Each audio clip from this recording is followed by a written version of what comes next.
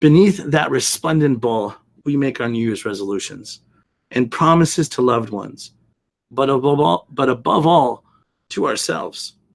It's where some stories end and others begin. There below, close by, is also a magical place where people enter with hopes and dreams, but also embers of fear, and leave with aspirations of self-reinvention. Our students love this place. They can be themselves and aspire to be anything they wish to be. Once they enter, their life is never the same. It's called the Career Design Lab. Outside its tall doors, once upon a time, I watched the clock hit midnight, just like our students and graduate students. It was New Year's Eve, and I knew that my life had changed forever. It was time to design my life. It was time to design my career. My story of storytelling begins here. However, this is not a story about my work at Columbia University. This is a story about storytelling. Our students, our alumni, our positions, career disruption, their stories, and the talent of the future. Their stories being told in our own spaces, in a creative design space, now with no borders, a sanctuary of self-reflection, the designing of their lives. We often use the word career as a synonym for occupation, trade, profession, or vocation. This definition refers to what a person does to earn a living. It's formally defined as an occupation undertaken for a significant period of a person's life with opportunities for progress. Yet in the modern age, we are seeing people change careers more and more frequently. Longevity at any one place in any one career we have seen has significantly decreased. Thus, a change in the historical definition of the word career, I would argue, is long overdue. The future of work, it's uncertain. In our current economic landscape, we are seeing people, for the first time ever, more people leave scripted lives than getting terminated or getting let go. In what? In search of meaning. They are also seeking purpose-driven organizations that foster engagement, commitment, and the motivation to make an impact. We all must ask ourselves the question, is the secret ingredient of extraordinary organizations purpose? At the end of the day, people are joining, our graduates are joining people, not just organizations. We know that there are thousands of careers, both traditional and non-traditional, not to mention the wealth of niches. Many of them require extensive education and training. Many others require little to no experience. The future, as we dive into this topic today, what are careers of the 21st century? The future will really subvert the historical concept of a career. Our Career Design Lab, and I'm sure many of yours, are really focusing and really about defining and developing the quote unquote, the new career, careers of the 21st century. What's it about? It's about mastering diverse occupations that can't be reduced to a single title or a single trajectory. They surrender only to genuine merit. The future is really about career disruption and impact. Now we are seeing students that have multiple positions. So it's in some cases at the same time. We're living in a gig economy. The side hustle is becoming more and more common, and students are projected to have anywhere from 10 to 15 and even more careers over their lifetime. Instead of just focusing on one career, they're focusing on many careers, 2 to 3 years, maybe 3 to 4 years, maybe even 1 to 2 years. So in essence, they have a career runway that spans over 30 to 40 years. So that comes kind of back to us, right? We're amidst to this powerful paradigm shift in career services, where if you remember back in the 1920s, professors, they used to be the career counselors. They used to be the ones that were offering career services. And then we went through several periods of networking, different stages in sort of the career development sort of era to where we find ourselves now. And now we're amidst this powerful paradigm shift in career services, and it's a sensational time. So the importance of proactively sort of coordinating those partnerships is more critical than ever. It's more about customized connections and communities, and our teams really being the informed connectors, right? If we don't have the answers, if students are coming to us with newly specialized and different needs, for example, students are coming to us with interests in venture philanthropy.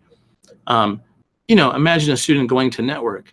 They not only the people that are not only do many of us not familiar with what venture philanthropy is, but the people that they're networking with may not also know. All right, I want to give you a little bit of a glimpse of my team. My team is a growing team. When I first started at Columbia University, we were just actually, we weren't even listed in the directory, so it was only a handful of us. There was only one or two staff members.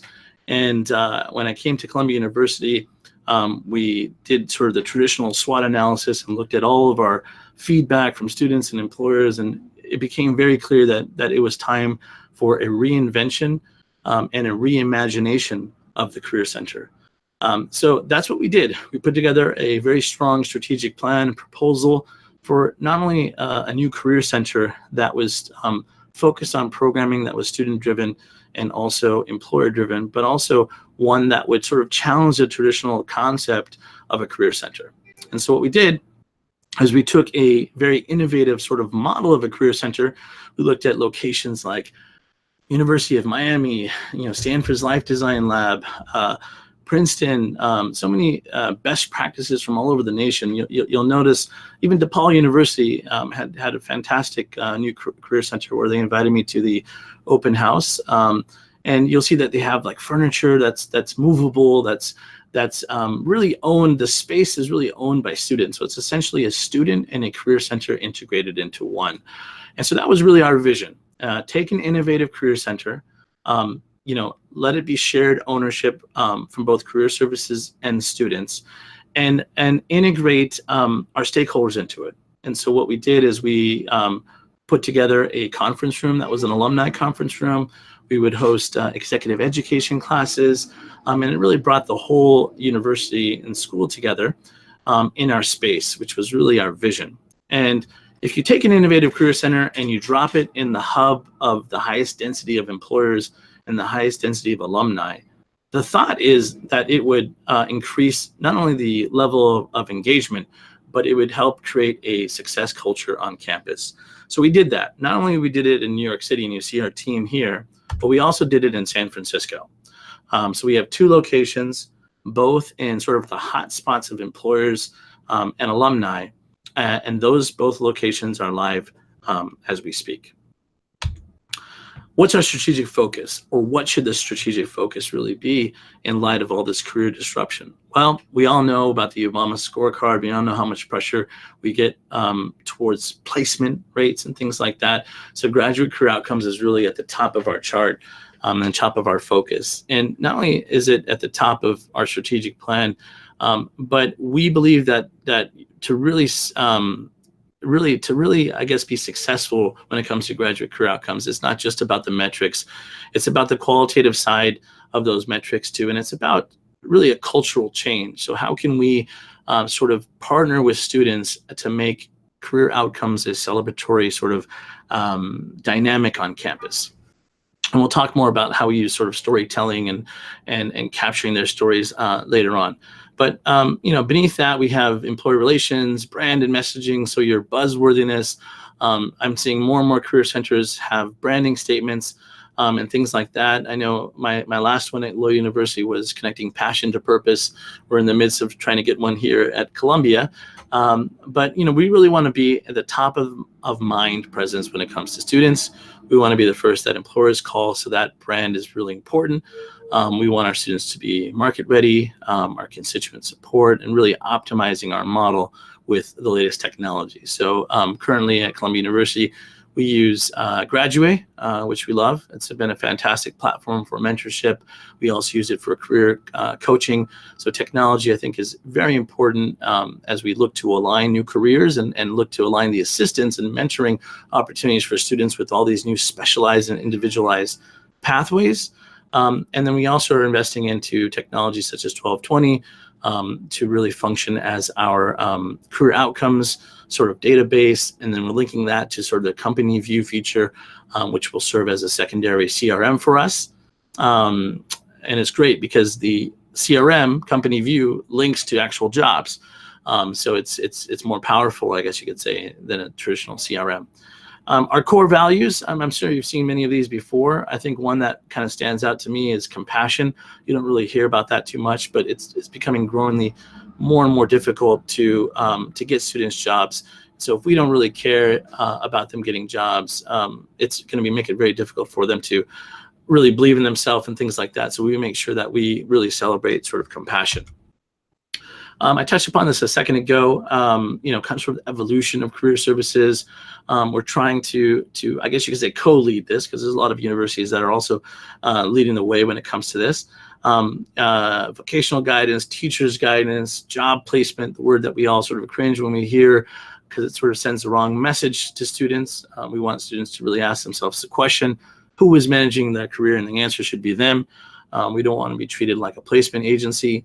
Then we saw sort of in the 1970s career counseling and then networking really being very popular and still very popular, obviously, 1990s to 2010. But we really think that from 2010 to 2030 it'll be really focused on connections and communities. Ecosystem rather than place. So what does this sort of model represent? You might have heard sort of the concept, no more bricks and mortars, right? So, bricks and mortar, we are a bricks and mortar location, and we're actually located in Times Square. So that's what we sort of feel is the hub. If you've been in New York City lately, you'll see a lot more companies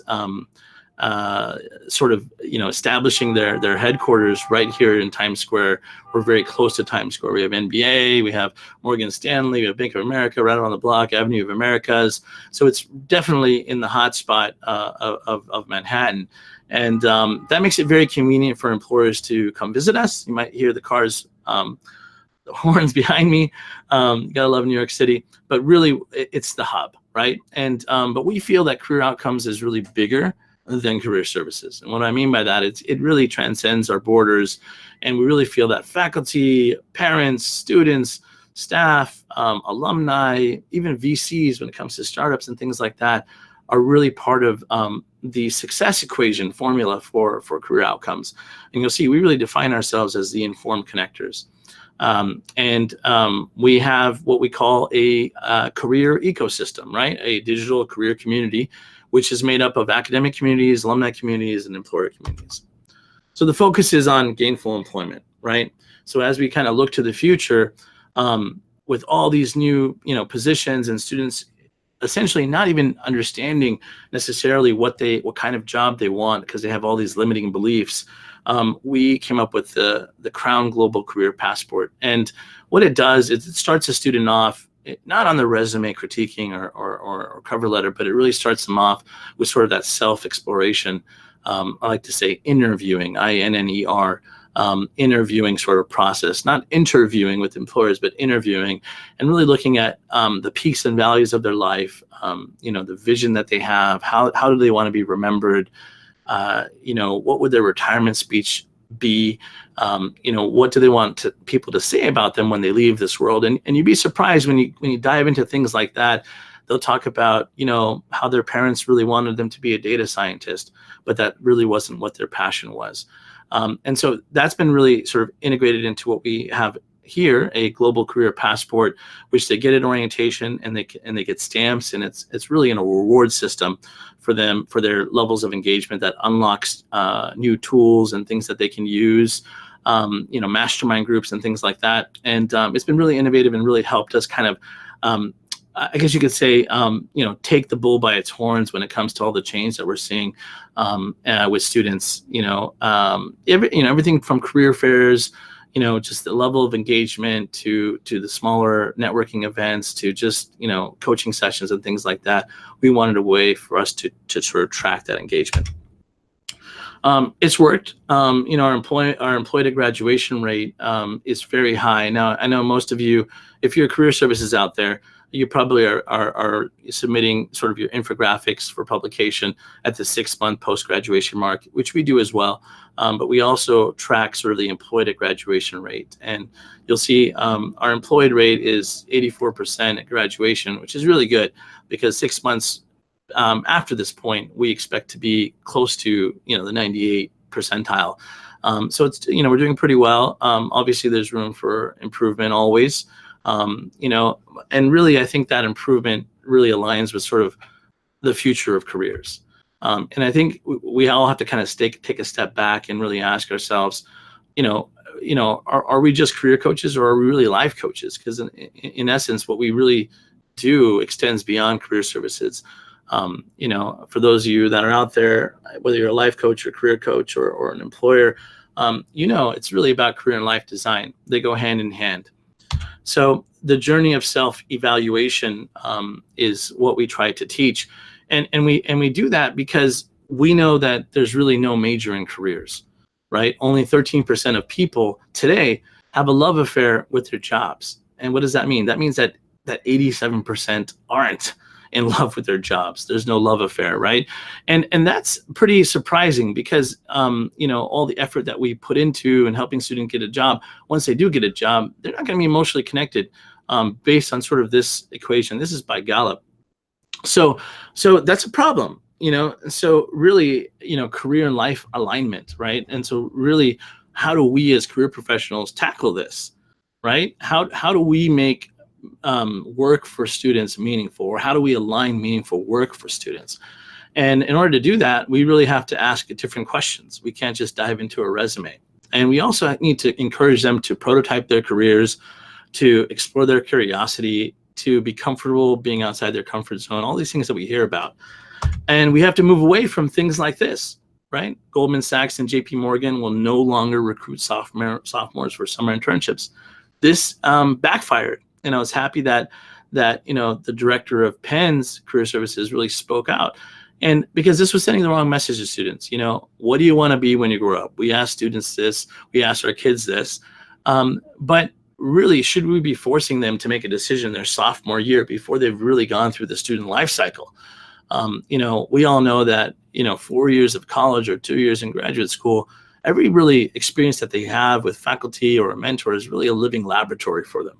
We want them to experience that, and we want them to be able to take on different externships, job shadowing, or internships, and really be able to make a decision. And we have to move away from sort of traditional model of, telling students, hey, find your passion, because, not only is it important to find your passion, right? But a lot of people don't realize that they're passionate about something until they're actually doing it. And so it's not fair for us to say, hey, if you don't know what your passion is, thanks for coming today, but come back in a couple of weeks when you figure it out, right? Or give them some old sort of outdated self-assessments. That doesn't work anymore, right? And so that 13% that I spoke about earlier, what I didn't tell you was that 13%, not only were they emotionally connected to their jobs, but they crafted their way forward, right? They built and designed their lives. And so we're obsessed with sort of this concept of happiness, and, in our society, and we see Hollywood, and we see, actors land the biggest roles of their lives, or we see people climb the ladder to be the CEOs of big companies, yet they're not happy. So is the key to happiness success? Well, I think we just disproven that with, based on those numbers, right? Suicide is still the leading cause of death in the Western world. So if it's not happiness, right? If success is the key, if the success is not sort of the key to happiness, is it meaning? Is it meaning? And if so, then what is the key to meaning, right? And so I would argue that the key to meaning is really purpose. And so purpose is really a guiding principle for us. It's almost like our North Star. I talk about that kind of in my book, that, you got to have sort of purpose as a sort of means to an end, rather than something to be attained as it's traditionally defined. And I would challenge all of you to really redefine purpose, not only for your students, but for yourself. Making your commitment to change is something that we all need to really do, irrespective of our roles. And so we took this very seriously at the Career Design Lab, and said we need to change our programming.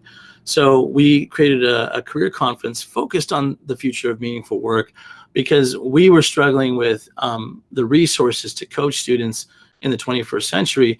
and we wanted to align thought leadership around it. And so it was really a problem that was cultural that needed to change. And so we aligned this conference and brought sort of a very robust schedule. About 200 employers to campus. We spent months just having face-to-face meetings and inviting some of our key employers to speak on panels and things like that. And we also launched a program called U Matter. And U Matter was really a design your career workshop, which had one of the highest ratings out of all of our programs on campus. And this is kind of a glimpse of Career Week. So we wanted to kind of walk the talk. If we were really, saying that we wanted to change with the change of times, how are we going to do that? So you'll see we have things like video business card. We had a pitch competition. We had keynote addresses that focused on connecting passion to purpose. We brought speakers like the VP of innovation of Google to come kind of talk to us about, what she saw sort of the future to be. And she talked about, finding your superpower. We focused on things like networking and joining people, not organizations, and organic networking. We dived into it. And we also dived into social media. We had a social media meetup where we invited Facebook and Google to talk about, how sort of the recruitment has changed in light of social media. Not only that, but how job descriptions have changed. If you look at sort of Tesla's job descriptions, they talk about, leaving your ego at the door, and they focus a lot on soft skills. And, here's a kind of glimpse of the organizations we had. Just a gigantic event that really helped us change sort of the face of our career center, our branding, and really put us on the map at Columbia University. Here's a glimpse of our social media meetup, organic networking. We invited LinkedIn to actually 4 or 5 of their recruiters to do profile optimization for our students. So each student was paired with a couple of recruiters who would coach them on their profiles. So digital identity and development is something we know is going to be really important for the future in elevating your brand and things like that. So we hosted a pitch competition, and the winners got enrolled into a mastermind group, a digital transformation mastermind group. And all 20 of them ended up getting filmed and recorded, walking down Times Square, talking about how their parents were immigrants and how they hustle and why they're passionate about a certain field. So it was really wonderful. I'll leave you with sort of the question that you all have to kind of ask yourselves and kind of rethink and repurpose in your mind. What do I want to be when I grow up? We all grew up sort of with the answers of doctors, lawyers, and things like that. And we kind of have to move away from, encouraging kids and our students to just pick one career. We really need to gravitate to a new answer, right? A new perspective, a new lens in life. And this is a young, the son of actually the president of Graduate, Chris Marshall. And it was for a kindergarten class, right? And so they had to answer this question. You can see his answer was everything. And his teacher, a 25-year kindergarten teacher, veteran, was blown away and said she had never heard that response before. And I put it in my book because I thought it was very powerful. I'll leave you all with a couple of life design strategies that I recommend, not only for students and alumni, but even for yourselves. Really test driving your future. So the concept of prototyping your career versus choosing a career. So it's really focused on career alignment rather than selection. We're lying to ourselves and we're lying to our students and alumni if we're telling them we're going to get them the career of their life. They might be getting a bridge job or a stepping stone.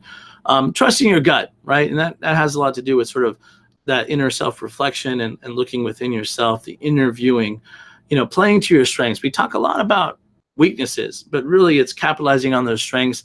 Once you do find your passion, mastering your passion, right? It's not enough to find your passion, mastering your passion and using it to solve someone else's problem. Crafting your job, as I mentioned earlier, that was that 13% that were really happy, and really shopping for the right boss. And I really, I should probably say leader, right? Because leadership, real leaders really develop new leaders. And then when you look at your career and life vision, think of it as one, right? Because opportunities lie in your peripheral vision and blind spots, and you don't want to single out your career vision or your life vision and have those sort of that work-life balance competing against each other. You really want to look at it from a holistic perspective.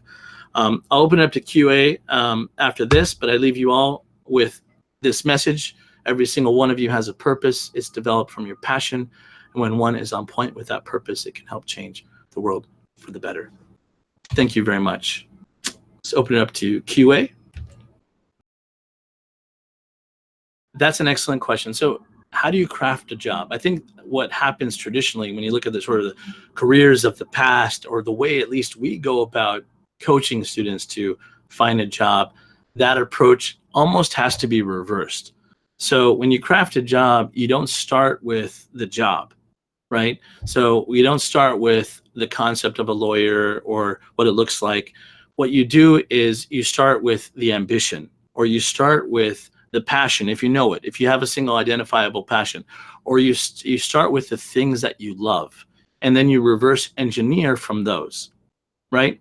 And if you do that, right, you will end up making decisions, and some of those might be the wrong decisions. But if you think about the effect of not making a decision versus a decision, when you make decisions effectively, even if it's the wrong decision, you end up coming to a conclusion faster. So you're prototyping, you're testing it, right? You're hypothesis testing different paths until you find what you love, right? So I would encourage you to craft a job, reverse engineer from what you love, from what you enjoy doing, from the situations that bring out the best in you.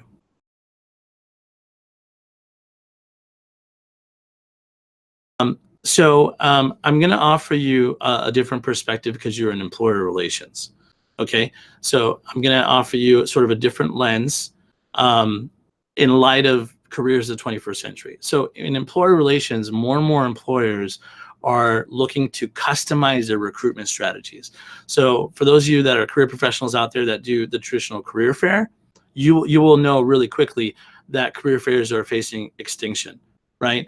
And so what they're gravitating to is they want students to come on campus, right? I'm sorry, onto their organizational site. So we're seeing that as a greater trend. And so I encourage you, if you don't have an employer recruitment strategy, to launch one. We call ours Crown. And Crown really is a point system by employers. And so you can customize your strategy towards employers that allows for you to augment their recruiting efforts in a tailored fashion. What I mean by that is, if an employer hires a student, they get 3 points. We call them jewels, right? Because it's a Crown program. If they do a capstone, they get 3 points. If they post a job, they get 1 point. And you actually track that level of engagement with the employer, and you share that information with the employer. So it builds a partnership with them, and they'll end up asking you, hey, Hassan, I've posted 3 or 4 times. I've did the on-campus career fair. We're still not getting what we want. How can we get more involved? And I could say, hey, if you join the mentorship program, you'll get 3 points, and that'll take you from champion to emperor, right?